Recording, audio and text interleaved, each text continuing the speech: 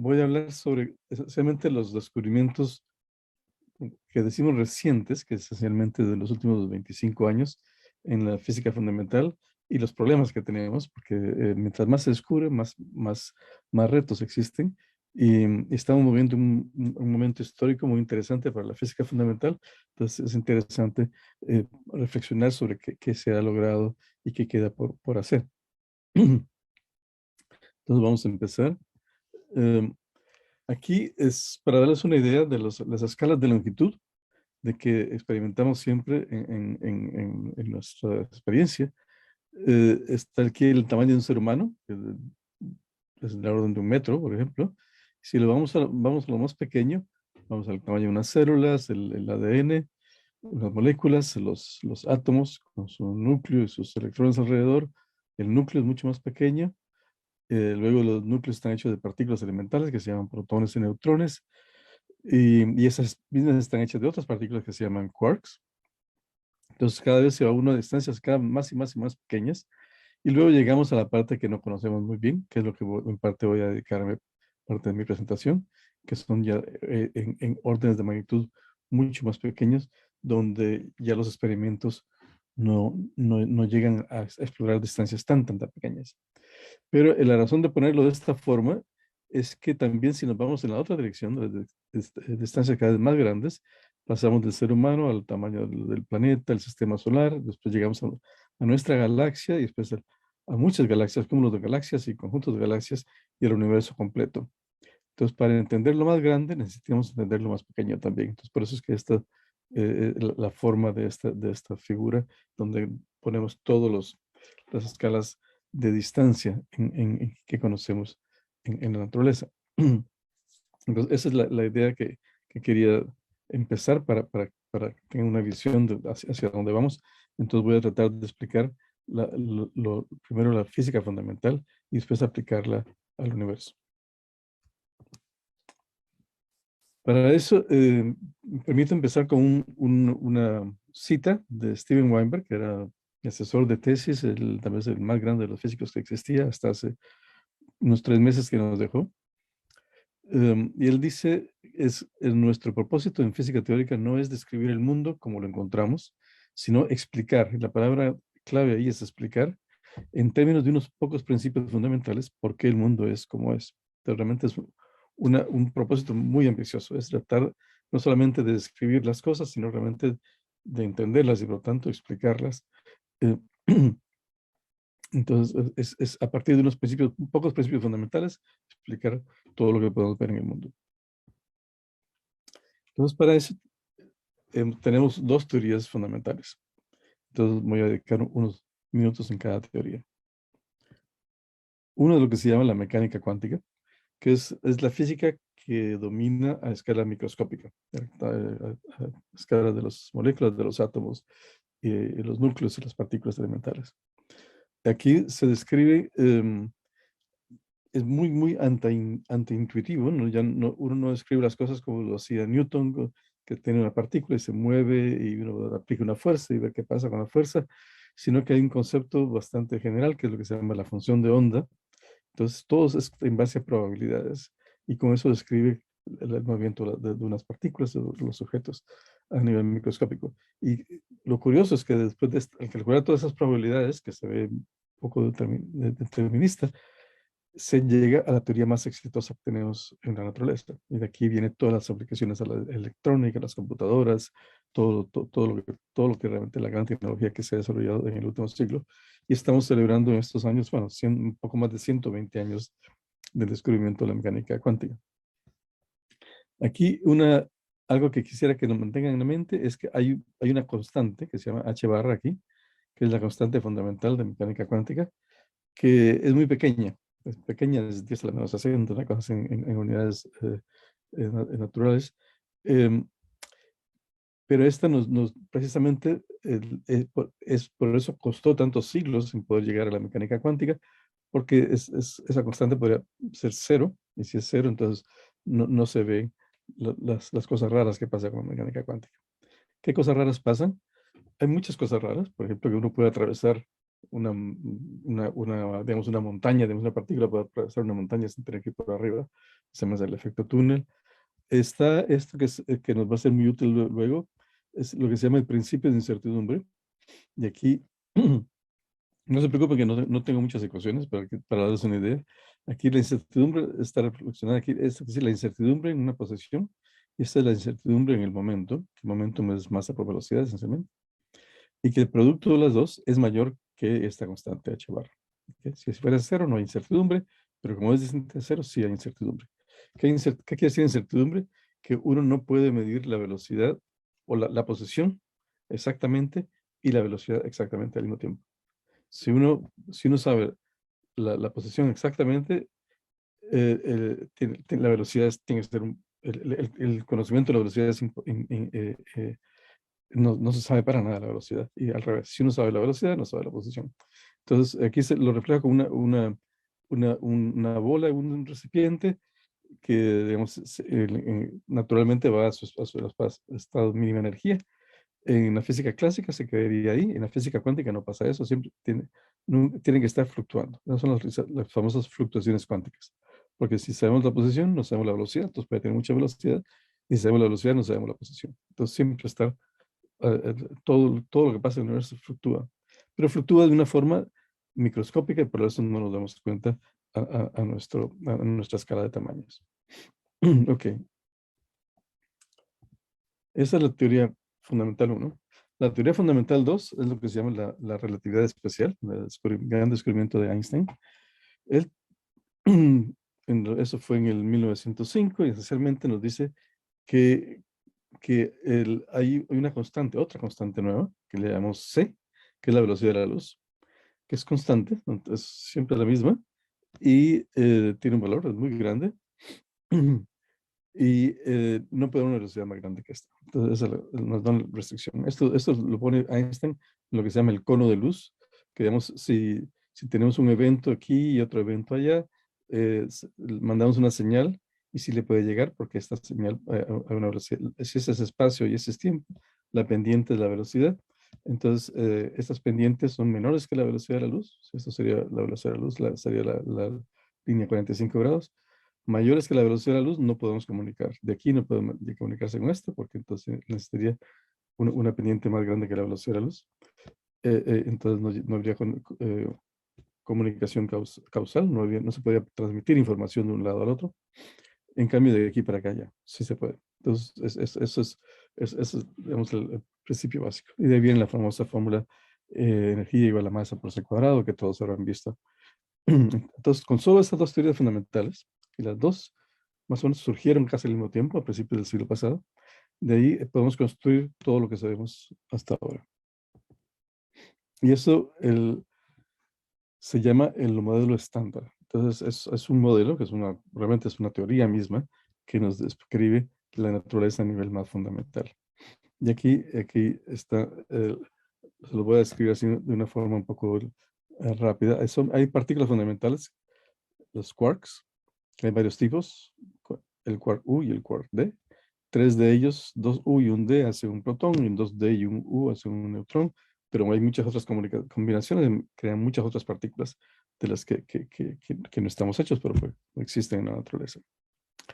Están también los leptones, que el más famoso es el electrón, que como les dije está en la componente de los átomos, pero hay otro también que se llama el neutrino. Y que este no compone, no estamos hechos de neutrinos, los neutrinos no son parte de nosotros, pero es una partícula que existe, que se detectó ya hace casi 100 años, y es fundamental en lo que hace que el Sol se queme. Cuando el Sol se quema, hay un montón de interacciones ahí entre partículas, efectos termonucleares, y al pasar estos procesos, se emite radiación, la luz que nos llega al Sol, pero también se emiten neutrinos. Y para que se den una cuenta los que son los neutrinos, si uno pone su mano aquí, en ese momento nos están atravesando miles de millones de neutrinos y no nos damos cuenta. Están atravesando la mano, todo nuestro cuerpo y todo el planeta, pero interactúan de una forma tan débil que nos pasan sin darnos cuenta. Entonces, esas son las partículas las fundamentales. Pero también esas partículas interactúan, interaccionan entre ellas, y hay 4 interacciones. Las interacciones se llaman fuertes, débiles, electromagnéticas y la gravitación. Y estas son partículas también, que son mediadoras. Por ejemplo, la más famosa es el electromagnetismo, y la interacción es mediada por otra partícula que se llama el fotón, que es la partícula de la luz. O sea que cuando un electrón y otro electrón se repelen a sí mismos porque tienen carga opuesta, tienen la misma carga, ¿verdad? ¿Perdón? Es eso que están repeliendo entre ellos, es que están intercambiando unos fotones que les hacen que se vayan uno al otro. O cuando están atrayendo un protón con un electrón, de que están intercambiando un fotón. Y lo mismo pasa con las interacciones débiles y fuertes. Las fuertes es la que mantienen a los quarks juntos para que hagan los protones y neutrones en los núcleos.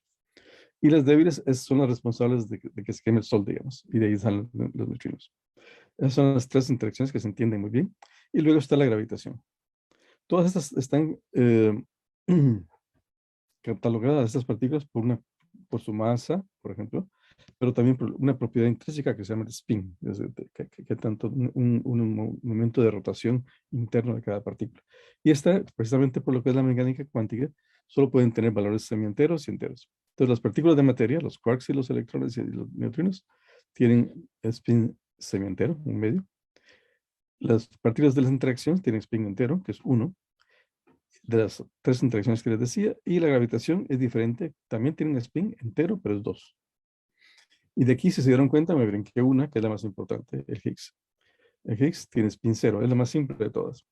Y como tiene spin 0, pues la partícula misma, que es como un campo cuando uno lo ve de una forma clásica, digamos, puede tener un perfil de energía, y esto hace que le dé masa a todas las demás. Eso es lo que refleja esta figura aquí. Hay un mínimo de la energía, y esa energía distinta de cero, y eso de valor distinto de cero le da masa a todas las partículas. Y este es el primero de los grandes descubrimientos que les hablaba al comienzo de mi charla. Esto se descubrió solamente hace menos de 10 años, el Higgs. Y el descubrimiento fue en el laboratorio del CERN, que mencionaba Jorge hace unos minutos, que es el experimento más grande del mundo, que está aquí en Ginebra. Y es un colisionador de partículas que chocan, digamos, protones contra ellos mismos a una velocidad muy cercana a la luz. Entonces produce mucha energía y producen partículas. Y tuvo suficiente energía para poder producir esta partícula de Higgs. Y se ve el Higgs como este pequeño montículo en esta gráfica de las probabilidades de la potencia digamos, de la interacción. Entonces, descubrir el Higgs cerró lo que es el modelo estándar. Entonces ahora ya podemos decir que el modelo estándar está completo, es lo que realmente de todo lo que estamos hechos nosotros y todas las interacciones entre las partículas están descritos por este modelo relativamente simple. Y es suficientemente simple para que todo encaje en una sola ecuación. No les voy a escribir los detalles de la ecuación, pero vemos aquí está, por ejemplo, el primer término nos describe la gravitación, el segundo término nos describe las otras 3 interacciones, aquí la energía cinética de los campos de materia, de los electrones, los quarks, etc. Aquí cómo interaccionan los campos de materia con el Higgs, la energía cinética del Higgs y la energía potencial del Higgs. Esencialmente eso es suficiente para entender todo lo que conocemos en el universo. Eso es algo sorprendente, por eso es que se dice que el modelo estándar es uno de los grandes logros de la humanidad, esencialmente. No es algo solamente de los últimos años, sino que es algo que se fue formando desde los años 30 hasta ahora, esencialmente, y se culminó con el descubrimiento del Higgs. Entonces, podemos decir que podemos descubrir las leyes fundamentales de la naturaleza y los componentes fundamentales de la naturaleza. Todos estamos hechos de una de esas partículas y todas interaccionan de una de esas pocas interacciones. Muy bien. Decía al principio que solo habían 2 teorías fundamentales, la mecánica cuántica y la relatividad especial. Pero Einstein decía que su gran descubrimiento no fue la relatividad especial, de lo que él le llevó a lo que él dijo su momento más feliz, aquí lo vemos muy sonriente, fue lo que se llama la relatividad general. Y yo no lo puse como teoría fundamental porque en principio no lo es. Es simplemente la descripción de la gravitación, que es una de las 4 interacciones, solamente una, usando los principios de la relatividad especial. Pero tiene una belleza tal que es incomparable en las teorías de las científicas, de que puede uno entender lo que es la gravitación como pura geometría, geometría del espacio y del tiempo. Aquí podemos verlo de una forma que, si aquí tenemos, digamos, la Tierra, que está la Luna, la Tierra por su masa curva el espacio y el tiempo alrededor de ella, y esa curvatura del espacio-tiempo es lo que hace que se mueva la Luna alrededor. Eso es un resultado, pero súper elegante de Einstein, donde usa matemáticas de la más avanzada en su momento, que era la geometría diferencial en ese tiempo. Y todavía sigue siendo incomparable, digamos, en belleza, pero es precisamente esta teoría, que es la descripción de la gravitación, que generaliza las ideas originales de Newton 300 años antes, que también sobre la gravitación, resulta ser que es la interacción que menos se conoce. Se conocen las otras tres muy bien a nivel macroscópico y a nivel microscópico, pero esta, la gravitación, solo se entiende bien a nivel macroscópico. De todos modos, como se entiende bien a nivel macroscópico, tiene muchas implicaciones. Una de ellas es que tienen que existir objetos que se llaman agujeros negros, donde hay una gran concentración de materia. Si hay una gran concentración de materia, se curva el espacio y el tiempo de una forma grandísima, y entonces crean condiciones que son eh, extremas, digamos, en que, por ejemplo, si hay tanta concentración de materia, uno quiere sacar un rayo de luz dentro de esa región, no sale, porque no es la atracción gravitacional es tan fuerte que haría que la partícula se regresara. O sea, entonces, esos son los agujeros negros. En mi tiempo, cuando yo era joven, los agujeros negros eran cosas de ciencia ficción. La gente decía, bueno, esos existen solo en la imaginación de los físicos teóricos, pero realmente, ¿cómo se van a poder ver? Si realmente si son negros, quiere decir que no emiten luz, precisamente, no dejan salir a la luz. Y, y además, pues, nadie los ha visto. Esto ya cambió. De hecho, en el 2019, es uno de los grandes descubrimientos, no de los más grandes, pero sí es bastante grande. Se puede tomar unos experimentos en todas las partes del mundo coordinando, pudieron esencialmente fotografiar, podríamos decir, un agujero negro. Y creemos que hay un agujero negro en el centro de cada una de las galaxias. Por eso las galaxias están como espirales, muchas de ellas son espirales, flotando alrededor de algo, y ese algo tiene mucha materia concentrada en muy poco espacio. Entonces, es donde estarían los agujeros negros. O sea, de hecho, en nuestra misma galaxia, creemos que el centro de nuestra galaxia es un agujero negro. Y entonces ahora son muy comunes los agujeros negros, y ya no son parte de ciencia ficción, sino que es parte ya del conocimiento sólido que tenemos en la ciencia. Y tal vez esto sí compite con el descubrimiento de Higgs, y tal vez es un descubrimiento más importante. Es que en el 2016, o sea, también hace solo 5 años, o 6 casi, se describió por primera vez las ondas gravitacionales. Y este sí es uno de los descubrimientos de que cambia la historia, antes y después. ¿Por qué? Porque siempre nosotros tenemos información de lo que pasa en el universo, de las cosas que podemos ver o detectar, y eso generalmente viene a través de la luz. Entonces, nuestros ojos detectan la luz, o tenemos grandes telescopios, o telescopios de radio, etcétera, que pueden detectar las ondas electromagnéticas, que es la luz. Y eso es debido a que el fotón, que es la partícula de la luz, es una partícula sin masa, y por lo tanto se mueve a la velocidad de la luz.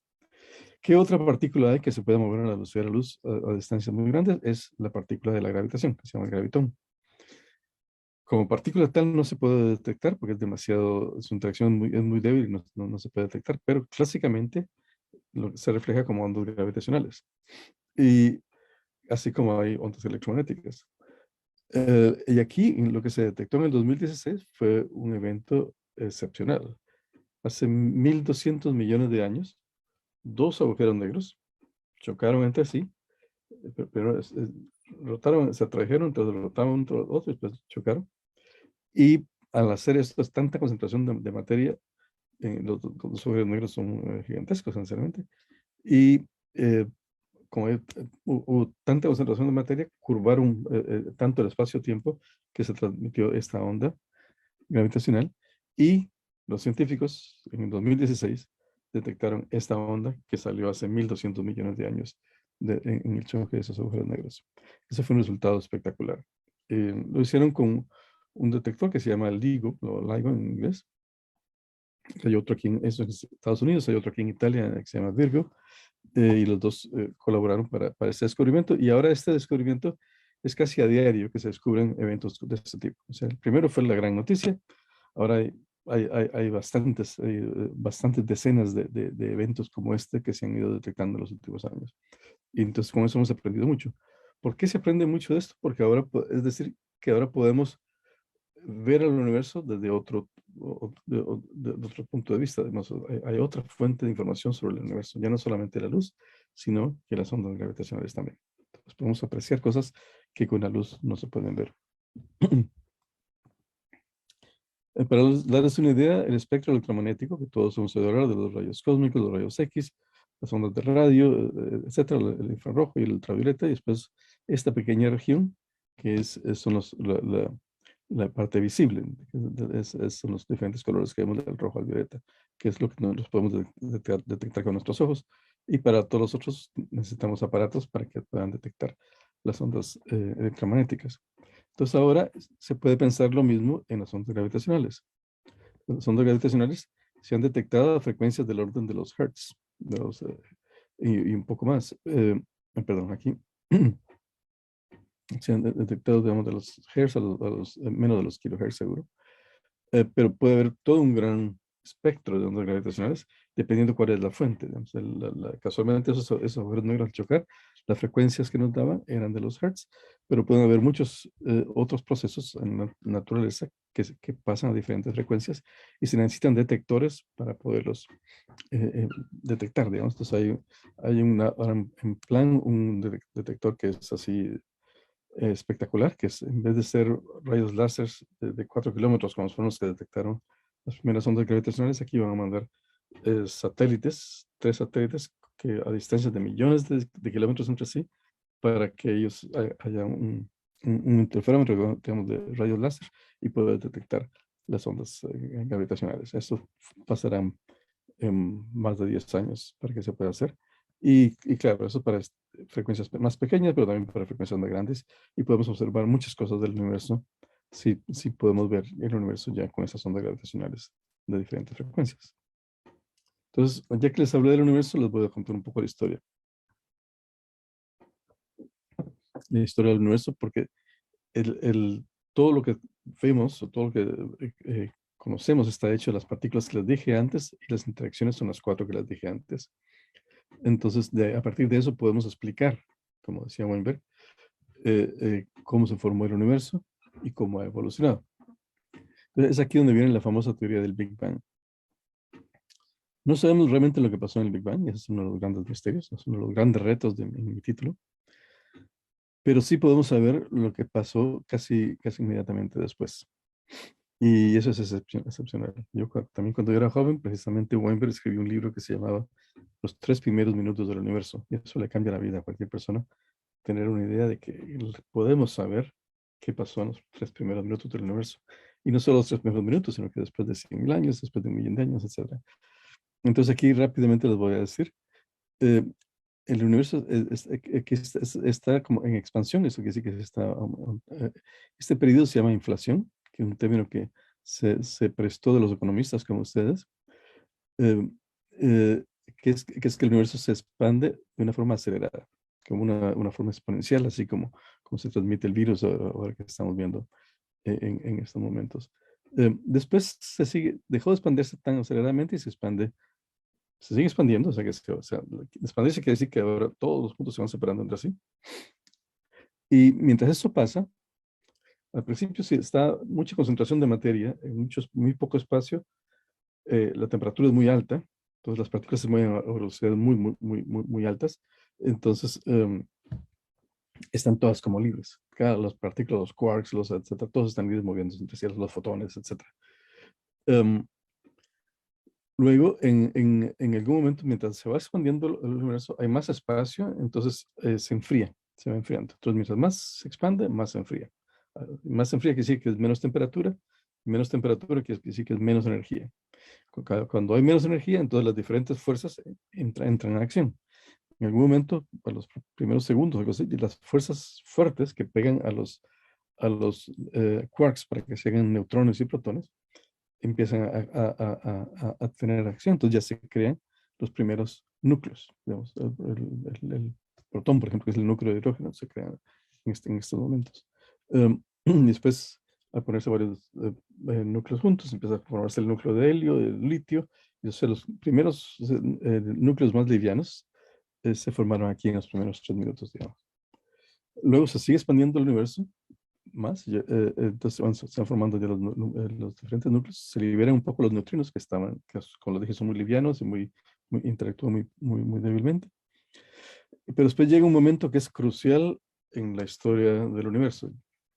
Pasó a los 300.000 años después del Big Bang. Este momento quedó grabado en la historia y no se nos va a poder nunca olvidar, digamos. ¿Por qué? Porque en ese momento el, se había enfriado lo suficiente para que un protón atrapara a un electrón y formara el primer átomo. Entonces aquí se formaron los átomos. ¿Qué pasa con un protón y un electrón? El protón tiene carga positiva, el electrón tiene carga negativa, entonces el átomo no tiene carga. Como no tiene carga, ya no siente la interacción, digamos, interacción electromagnética, que es mediada por los fotones, entonces los fotones se liberan. Al liberarse los fotones, quiere decir que en ese momento salió una radiación. En eso, al comienzo, el universo era muy joven, 300.000 años no es nada en la historia del universo. Y entonces se liberó esa radiación. Y esta radiación se detectó en los años 60, y es tal vez uno de los grandes descubrimientos en la historia, y es lo que dio confianza a los científicos de que la teoría del Big Bang era correcta, porque ya en los años 60 se detectó esta radiación que no puede tener ningún otro origen, porque viene igual, esencialmente igual, en todas las direcciones. Eso se llama el fondo cósmico de microondas. Se llama microondas porque es el tipo de frecuencias que nos llegan. Pues aquí se forman los primeros átomos y luego sigue el universo expandiendo. Viene un periodo que se llama las edades oscuras, los Dark Ages, porque como los átomos son neutros, ya se salió la luz, no, ya no hay más emisión de luz, hasta que ya empieza a jugar un papel la gravitación. Aquí, después de aquí, como los átomos son eléctricamente neutros, ya el electromagnetismo ya no es tan relevante porque todos los átomos son neutros. Las interacciones débiles y fuertes son a nivel microscópico, entonces no tienen largo alcance, entonces ya no son relevantes. Entonces de aquí empieza a dominar la gravitación, que pese a ser la más débil, esa sí es a largo alcance. Entonces cuando hay pequeñas inhomogeneidades, se empiezan a acumular la materia en diferentes inhomogeneidades y se crean las primeras galaxias y estrellas, entonces de ahí sale luz y entonces empieza a formar las primeras galaxias y lo agregamos nosotros. Esa es, digamos, la historia del universo en unos pocos minutos. Aquí es una forma simplificada, lo mismo. Lo que sí me gustaría enfatizar es que en este momento, 300.000 años después del universo, del comienzo del universo, salieron las primeras luces. Nosotros ahora tenemos 13.8 mil millones de años. Y las ondas gravitacionales sí se pueden detectar, si se detectaran, nos podría enseñar estos momentos del puro comienzo del universo. Um, Muy bien. Evidencia que hay sobre toda esta idea del universo, muchas. Una es la ley de Hubble, que dice que tanto se están separando las galaxias entre sí y se ha medido perfectamente de los últimos años con más y más precisión. Y lo más importante es el fondo de microondas que les decía. Se detectó en los años 60. Aquí es una forma de ver el universo y ver todo esto de un color verde, que dice que toda la radiación que nos llega en todas direcciones es la misma. Pero en el año 92 hay un experimento que se llama COBE.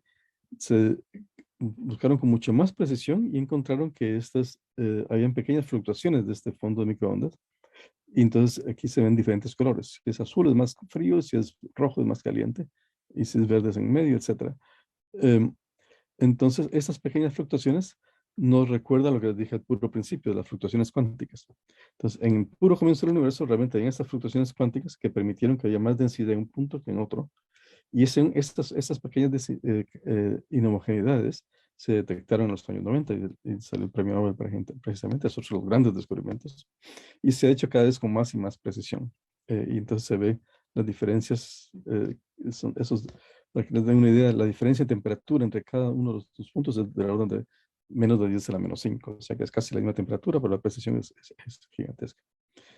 Eh, y esto nos da lo que se llama todo el espectro. Uno puede graficar el espectro de las fluctuaciones de la radiación y los puntos rojos que ven aquí son los que nos da el experimento y la línea sólida verde es lo que nos da la teoría. Esta es una de las gráficas de nuestra época. Eso define nuestra época tal vez, porque aquí nos dice que la cosmología, que antes se consideraba una ciencia un poco especulativa, ahora es una ciencia de precisión, con tanta precisión como como están los experimentos que hacemos día a día en la Tierra. Entonces, eso hace que toda esta historia que les conté del universo no sea una especulación más, sino que tenga confirmación experimental con la precisión más alta. Y le da mucha evidencia a este pequeño periodo que les llamé, que se llama inflación, eh, que encaja perfectamente bien con la historia del universo y que sea el origen de las fluctuaciones cuánticas. Estas fluctuaciones cuánticas eran pequeñas al nivel microscópicas cuando empezó el universo, pero el universo ha seguido expandiendo. ¿Y qué pasa con esas fluctuaciones cuánticas? Es precisamente lo que somos nosotros. O sea, todas las galaxias, todo esto, ¿por qué se juntó más materia en una parte que en otra? Porque estas fluctuaciones cuánticas pequeñitas, al expandirse el universo, se hicieron grandes y entonces creó inhomogeneidades muy grandes y de ahí, por eso hay galaxias en unas partes y hay vacío en otras partes, etcétera, porque hay fluctuaciones. O sea que los efectos de la física cuántica que les decía antes se ven a nivel macroscópico y nosotros, en nuestra galaxia, en nuestro sistema solar, todos somos parte de eso. Ok, eso es una visión general de lo que conocemos y los grandes descubrimientos hasta ahora. Pero hay muchas incógnitas, entonces empezamos con alguna, no tan grande, pero es algo que nos mantiene ocupados últimamente. Es que esta lo llama la constante de Hubble, que nos dice qué tanto se expande el universo, qué tanto se separa una galaxia de la otra. Se ha medido con bastante precisión, pero cada vez hay más precisión en experimentos como los del fondo de microondas, perdón, que nos dan ese tipo de información, que cuánto vale esa constante de Hubble, la pendiente de esta recta donde nos dice qué tanto se separan las galaxias. Pero también hay medidas independientes, simplemente buscando supernovas otros objetos donde podemos medir qué tanto se está expandiendo el universo ahora mismo. Y hay una discrepancia pequeña, pero existe.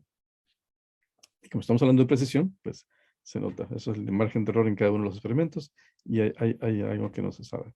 Entonces puede estar pasando algo en el universo, algo que nos hace falta, que no sabemos qué está causando, que la medida de esa expansión, cuando el universo era temprano va a un valor y cuando el universo es más viejo, digamos como ahora, tiene otro valor. Entonces eso es algo para tener en mente que podría ser indicación de que hay nueva física que no conocemos. La otra, que es el gran misterio para mí, el gran misterio es lo que se llama la energía oscura. La energía oscura nos dice que, así como les decía que al principio hay un periodo de inflación que el universo se aceleró, después ya dejó de acelerarse, sigue expandiéndose, pero sin aceleración. Resulta que ahora mismo estamos en otro periodo muy parecido al del comienzo del universo, de aceleración. O sea que las galaxias se separan cada vez más. Y eso es en contra de nuestra intuición, porque los decía, a esas escalas de distancias muy grandes, la gravedad es la dominante. Entonces la gravedad es siempre atractiva. Entonces uno esperaría que estaría tratando de frenar esa expansión para que se estén atrayendo las galaxias entre sí. Sin embargo, lo que está pasando es algo al revés. Hay algo que le está ganando a la gravitación, que está haciendo que las galaxias cada vez se separen y cada vez más rápido. Entonces, pues, se llama una aceleración. ¿Y qué produce esa aceleración? No lo sabemos. Y como no lo sabemos, lo único que podemos hacer es darle un nombre. Y el nombre se llama energía oscura. Y es uno de los grandes misterios, para mí el más grande que tenemos ahora. Y es más grande porque uno puede hacer un estimado de cuánta es toda la distribución de energía en el universo. Y resulta que más del 70% es energía oscura. O sea que, y menos del 4% es nosotros, digamos, todas las partículas que les conocí les mostré de modelo estándar, todo lo que les enseñé. Son menos del 4% de toda la energía del universo. Entonces, el más de 70 es algo que no sabemos. Y el otro 20 y pico por ciento es otra cosa que tampoco sabemos. Es menos misteriosa, pero se llama materia oscura. Son dos cosas diferentes. Energía oscura y materia oscura. La palabra oscura viene porque no emiten luz. O sea, no podemos verla con la luz. Energía oscura no sabemos lo que es. Materia oscura, esencialmente sabemos que puede ser una partícula, por ejemplo el neutrino, que es neutro, entonces no interactúa con la luz. Parte de materia oscura, pero lo que nos dice esto es que hay otra materia oscura que no sabemos lo que es para explicar toda la formación de las galaxias. En el caso de la energía oscura, se mide por la explicación más simple, lo que fuera la energía oscura, es que hay un valor de lo que se llama la energía del vacío, así como les enseñé el perfil del Higgs. Tiene una forma así que los puse en una proyección en 2 dimensiones, que el valor del mínimo no está en cero, pero también el valor de la energía tampoco está en cero. Entonces, este valor de la energía no es cero y eso nos da lugar a esa aceleración del universo. Pero no solo no es cero, sino que es extremadamente pequeño. ¿Y qué tan pequeño es? Si pueden contar aquí el número de ceros, es 120 ceros, 0.120 ceros, 1 en las escalas naturales que nos pueda encontrar. Entonces, ese es el gran misterio. ¿Por qué existe energía oscura? Es una pregunta, pero ¿por qué es tan pequeña? Todavía es más difícil de explicar. La materia oscura hay muchas indicaciones, ya desde los años 30, es solamente identificar qué partícula es, no sabemos lo que es. Hay evidencia, en particular por digamos, la curva de rotación de las estrellas en galaxias, etcétera, que se comportan diferente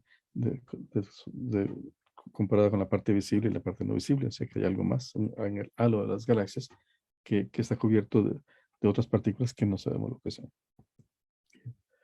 Pero lo que es el problema fundamental a nivel de entendimiento fundamental es la gravitación cuántica. Les decía antes que Einstein entendió la gravitación como la curvatura del espacio y del tiempo. Pero también les decía antes que en mecánica cuántica todo fluctúa. Entonces, si lo hace de la gravitación es el espacio y el tiempo, cuando uno se va a distancias microscópicas, ese mismo espacio-tiempo fluctúa. Entonces, no sabemos, realmente no vamos a poder describir la física en términos del espacio y el tiempo. Tiene que haber algo ahí que es más fundamental, porque el espacio y el tiempo están fluctuando. Y no sabemos lo que es. Y no sabemos lo que es, aquí no los voy a distraer con números. Esencialmente hay una escala que encontró Planck hace 120 años, precisamente, que es usando las constantes fundamentales, aquí la constante de la mecánica cuántica, la constante de la luz y esta es la constante de la gravitación. Se produce una cantidad con unidades de energía y eso nos da 10 a la 19 veces. El GeV es gigaelectronvoltios, es un GeV esencialmente la masa de un protón. Y eso nos dice la energía importante para la gravitación cuántica. Entonces, ¿por qué es un gran misterio? ¿Por qué no hemos podido resolverla? Es por lo siguiente. Aquí está esta gráfica de distancias, y lo opuesto sería energía. Aquí está el ser humano, como les enseñé antes. Si vamos a distancias más y más pequeñas, llegamos a 10 a la menos 18 metros. Aquí es donde llegan los aceleradores de partículas, que son, digamos, los microscopios de nuestra era, ¿no? O sea, los microscopios para aquí a nivel atómico ya no pueden seguir viendo más pequeño, pero para ver más pequeño usamos los aceleradores de partículas. Chocan energía muy alta, mientras más energía, más distancia más pequeña. Y hasta aquí podemos ver 10 a la menos 18 metros. Esta escala de Planck, que si pasábamos en metros serían 10 a la menos 33 centímetros, está aquí, son 10 a la menos 35 metros. O sea que los experimentos más grandes que tenemos en el momento están aquí y la escala que necesitamos explorar para entender la gravitación cuántica son más de 15 órdenes de magnitud. Para llegar a hacer eso necesitaríamos un acelerador de partículas del tamaño de la galaxia. O sea, es casi esencialmente imposible. Tenemos que ser mucho más creativos para hacerlo. Entonces, por eso es que el problema es tan difícil, porque hay partes fundamentales, pero no tenemos la ayuda del experimento para poder entender, que nos ayude a entender qué está pasando a esas distancias. Pues para eso necesitamos mucho de la parte teórica y consistencia teórica, etc. Entonces, hubo trabajos en preámbulo, digamos, en los años 70, grandes personajes como DeWitt, Wheeler y el gran Stephen Hawking empezaron a entender cada vez mejor la gravitación, a entender cómo se podía formular la gravitación a nivel cuántico, pero el progreso fue limitado. El gran avance, digamos, que se dio fue en los años 80, mediados de los 80, y se sigue dando, es usando una teoría que se llama teoría de cuerdas. Y la teoría de cuerdas pretende ser la teoría fundamental, que incluya la gravitación a nivel cuántico, pero no solo eso, sino todas las demás interacciones y todas las demás partículas. O sea que es una teoría fundamental que era lo que realmente soñaba Einstein en sus últimos años. Y la idea de las teorías de cuerdas es muy simple, se los voy a decir en 5 minutos para que no quitar demasiado tiempo. Eh, la idea fundamental es la siguiente. Les hablé de las partículas. Cuando uno habla de partículas, uno se imagina un punto que se está moviendo. Pero si uno lo ve con una lupa, esto similar a la lupa, este punto, realmente lo que parece un punto, resulta ser que no es un punto, sino que es una pequeña cuerda. Solo que no lo podemos ver, no podemos distinguir que es una cuerda porque no podemos ver distancias tan pequeñas. Como les dije antes, podemos ver solamente distancias de 10 a la menos 18 metros, más pequeñas que eso, ¿no? Entonces, más pequeña que eso, cualquier cosa se nos parecería un punto. Y otra partícula aquí está roja, que puede ser un fotón, digamos, al verla con una lupa se parece ser una cuerda abierta. Entonces, esa es la idea de teoría de cuerdas. Solo eso asume eso y física cuántica y relatividad especial, claro. Y solamente usando esos principios sale todo lo que uno realmente quisiera que saliera. ¿Qué sale? Por ejemplo, que una de esas son modos las cuerdas pueden vibrar. Y estos modos de vibración los de diferentes partículas, con diferentes energías, diferentes masas. Y una de ellas tiene que ser, obligado, tiene que ser una partícula de masa cero y spin 2, que como lo dije en la primera transparencia, es el gravitón. Entonces, la teoría de cuerdas predice la gravitación. Es la primera vez que llegamos a eso. Generalmente las demás interacciones sabíamos que existían y queríamos describirlas. Aquí no, aquí empezamos con una idea totalmente diferente, que es una cuerda, y a partir de eso nos sale que tiene que existir la gravitación. Entonces, eso es una predicción, digamos, de la teoría de cuerdas. Pero también predice otras cosas. Predice que hay fotones y que hay quarks y cosas así. O sea, que nos predice también que cada modo de vibración nos da diferentes partículas que conocemos. Entonces, por eso se habla del gran sueño de Einstein, una teoría realmente unificada. Pero también predice cosas que nosotros no hubiéramos querido que predijera. Por ejemplo, predice cuántas son las dimensiones del espacio y del tiempo. Nosotros siempre hemos trabajado con las 3 dimensiones del espacio y el tiempo, un tiempo. A cuestionarnos por qué son solo 3 y 1, 3 espaciales y un tiempo, y por qué no 4 y 1, o 5 y 2, o 100 y 2, etc. No sabemos. En cambio, la teoría de cuerdas no asume ninguna de las cosas y predice que hay 10 dimensiones en total del espacio-tiempo. 9 espaciales y un tiempo, o una versión sería 11 dimensiones. Esto no es realmente un problema, porque precisamente las otras dimensiones pueden ser muy pequeñas y no las podemos ver. Podemos ver las 4 grandes que vemos, los 3 espaciales y el tiempo, y las otras 6, por ejemplo, pueden ser muy pequeñas que no las podemos ver. Eso es lo que está reflejado aquí en esta gráfica. Ese sería nuestro espacio, que las 3 dimensiones espaciales, y cada punto que vemos realmente no es un punto, sino que es un pequeño espacio de 6 dimensiones. Entonces aquí se los puedo dar aquí para como que sea más visible. Cada punto que vemos realmente es un espacio en 6 dimensiones para completar los 10. ¿No? 3 espaciales, un tiempo, 4 más 6 dimensiones extra, 10. Entonces eso es lo que en principio predice la teoría de cuerdas y que tienen que existir esas otras 4. ¿Por qué son 6 pequeñas y las otras 4 grandes? No se sabe. Eso tiene que salir de las soluciones de la teoría de cuerdas. Okay. Y eso es lo que realmente se descubrió realmente solo en este siglo, en los años 2000. Realmente la gente pudo encontrar soluciones de la teoría de cuerdas que tuvieran 6 dimensiones pequeñas y las otras 3 grandes y el tiempo. Entonces, ya no era solamente asumir que eran muy pequeñitos, sino que realmente hacer un cálculo y demostrar que son pequeños. Entonces, pero al hacer eso, resulta que esos espacios de 6 dimensiones a los matemáticos les encanta. Tenemos un espacio con una topología muy complicada, con muchos agujeros, etc. Y entonces ha generado toda una área de las matemáticas. Pero también hay muchos posibles de estos espacios. Entonces quiere decir que hay muchas soluciones. Cada solución es como si fuera una energía potencial, como las enseñantes de Higgs, pero con muchos mínimos. Y cada mínimo es un universo diferente. ¿Okay? Entonces, con cada espacio de 6 dimensiones nos queda un universo, este nos queda otro universo, otro universo, otro universo. ¿Y cuántos de ellos hay? No sabemos. Un número gigantesco, de 10 a la 500, un número que circula, o 10 a la 1000, 10 a la 10.000, o pueden ser infinitos, todavía no sabemos. Parece que es finito, pero muy, muy, muy grande. Y entonces tenemos aquí una idea de que la teoría de cuerdas no sale que predice no solo dimensiones extras, sino para determinar esas dimensiones extras sale que predice que hay muchos universos. O sea, nuestro universo, el que vemos, que les expliqué al principio cómo era, es solamente una partecita pequeña de un conjunto gigantesco donde hay muchos otros universos. Y esos universos, por lo que se llama el efecto túnel, se pueden conectar unos a otros. O sea que pues, en algún momento nuestro universo se puede conectar a otro universo y ver qué pasa ahí. O sea que eso nos genera un montón de cosas en la imaginación de qué puede ser eso. Eh, Así como decía, está en un universo, en algún momento en una región del universo se genera otro universo que empieza a expandir y en este otro universo se genera otro universo y así se va generando universo tras universo. Okay. Entonces, esta es la idea de que sale un universo, van creando varios universos en paralelo, digamos. Esto parece cosa de ciencia ficción, pero sale de cálculos, o sea, no es algo que la gente lo quiso inventar. Bueno, la gente lo pudo inventar, pero ahora para aquí sale en mente de cálculos que la gente ha hecho.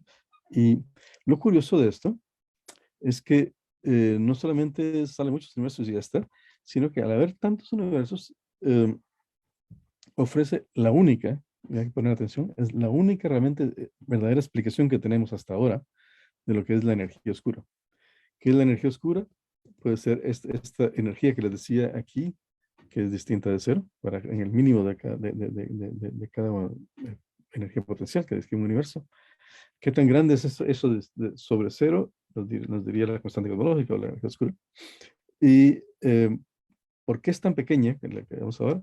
La explicación también la ofreció Weinberg, en un artículo muy revolucionario en los años, a finales de los años 80, diciendo que realmente, bueno, como hay tantos universos, unos tendrán energía más alta que otra. Si tiene energía muy alta, se acelera tanto que no da tiempo que se formen las galaxias. Y si tiene una energía muy baja, no da tiempo a acelerarse porque colapsaría muy rápido, entonces no se pueden formar galaxias tampoco. Entonces no existiríamos nosotros. Entonces solo pueden existir galaxias y nosotros para un valor un rango muy pequeño de valores de esta constante cosmológica de la energía del vacío. Y ese es el famoso 0.0000 que les puse antes. ¿Okay? Entonces, es una explicación que se llama antrópica, porque decía, nosotros vemos que este universo se está acelerando, porque solo en universos de este tipo podemos existir los seres humanos. Pueden haber alguien que se haga la pregunta por qué existimos. En otros universos con valores diferentes, no hubieran llegado a existir seres pensantes. Entonces, ha creado un gran debate en la comunidad científica porque va en contra de nuestro eh, principio de realmente explicar en base a principios simples y con cálculos concretos lo que vemos. En cambio, ahora ya hay un argumento extra, una explicación de que si no fuera así, no podríamos existir. Esto tiene un precedente. Un precedente es, por ejemplo, en el tiempo de Kepler, todos vamos a hablar de Kepler antes de Newton. Él quería calcular cómo se desplazaban los planetas alrededor del Sol, por ejemplo. Y él estaba obsesionado en tratar de explicar por primeros principios la distancia de la Tierra al Sol y ver cómo la podía calcular. Y nunca pudo. Después, uno pensando después, uno dice, bueno, realmente nunca pudo porque no había por qué poderlo. La distancia de la Tierra al Sol no es una cantidad fundamental. ¿Por qué? Porque hay otros planetas que están a diferentes distancias. Entonces, no era una pregunta buena. Entonces, entonces, ¿pero por qué vivimos en la Tierra? Porque solo ahí podemos vivir. Si en Mercurio es muy caliente, Marte es muy frío, etcétera. Entonces, eso es un precedente a esta idea de los muchos universos y la constante cosmológica. Muy bien. Si alguien ha seguido un poco la literatura reciente, eso se llama el paisaje de la teoría de cuerdas, que se llama los muchos universos. Y hay también lo que se llama el pantano de la teoría de cuerdas, donde no hay cosas que no son válidas en nuestro universo. Y hay un gran debate ahora qué está dentro del paisaje y qué está dentro del pantano. Y eso sí, si siguen la literatura científica hay mucho. Muy bien. Ahora quiero terminar con algo un poco diferente. Les he hablado generalmente guiado por los experimentos gravitacionales, el experimento del Higgs, el experimento del fondo de microondas. La teoría de cuerdas y cualquier teoría que quiera describir la gravitación cuántica tiene un gran problema de detección, como dije, porque no tenemos ni siquiera diseñados experimentos que las pueda poner a prueba. Pero sí hay un avance teórico. Y aquí está un personaje un buen amigo, y realmente yo lo admiro mucho, se llama Juan Maldacena. Es un orgullo para toda Latinoamérica, argentino que trabaja en Estados Unidos, en Princeton, que él vino con la revolución más importante que ha pasado a nivel teórico en los últimos 25 años. Entonces les voy a describir en palabras solo para que tengan una idea, y con eso termino. Esencialmente, las cuerdas estamos hablando de más dimensiones. Resulta, y les dije que la gravedad era el problema más importante a nivel microscópico. Resulta que Juan entendió que hay espacios, que lo puedo representar aquí, con su interior y su frontera, en que lo que queremos pasar al interior, describir en el interior, donde está el espacio curvo que nos daría la gravitación, se puede describir solamente a partir de la frontera, donde no hay espacio curvo y no hay gravitación. Entonces, cuando no hay gravitación, en principio todo lo entendemos, todas las otras interacciones, el electromagnetismo, etcétera. Sin gravitación lo entendemos. Pero con gravitación no entendimos. Y lo que dice Juan es que las dos cosas son equivalentes.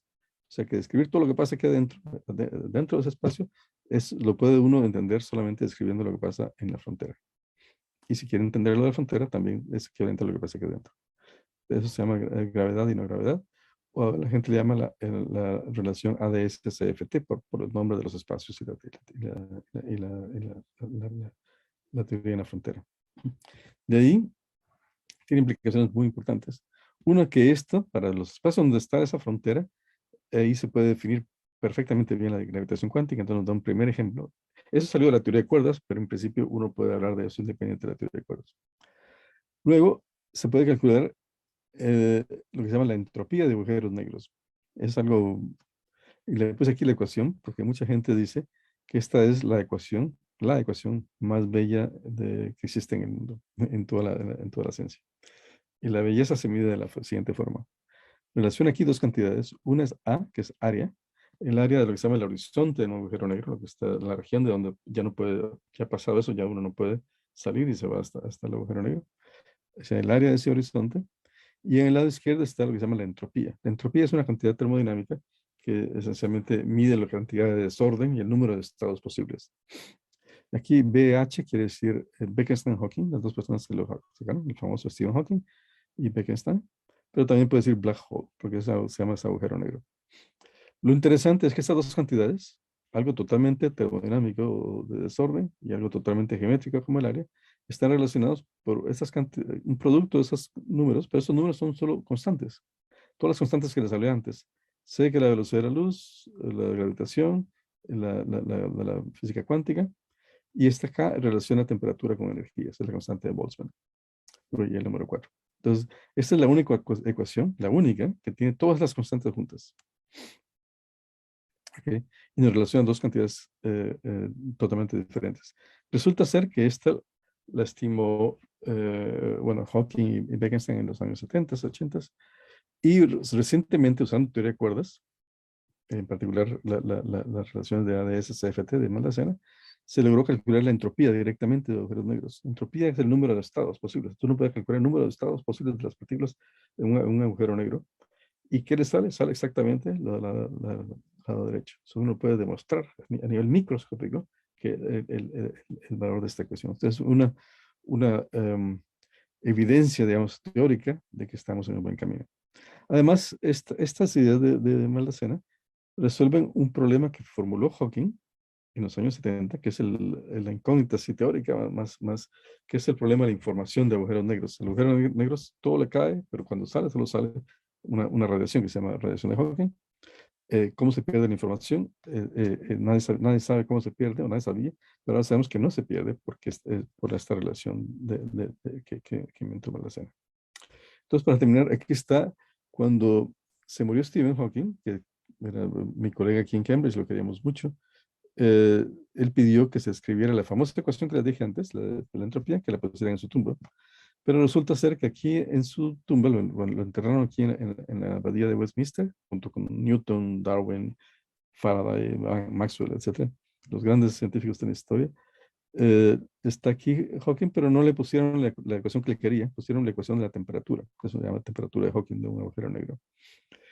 Casualmente yo estoy en el mismo colegio de Stephen Hawking, y entonces ahí hicimos un espacio en el colegio para satisfacer el deseo de Stephen, no en su tumba, pero sí en su colegio. Y aquí pusimos, si ustedes vienen a Cambridge, van en el colegio, se llama Gonville and Keys, van a encontrar la famosa ecuación, que era la favorita de Stephen, y con una frase que le gustaba a él decir, que es que recordemos de mirar hacia las estrellas y no solamente a nuestros pies. Entonces, bueno, con eso termino la presentación. Muchas gracias.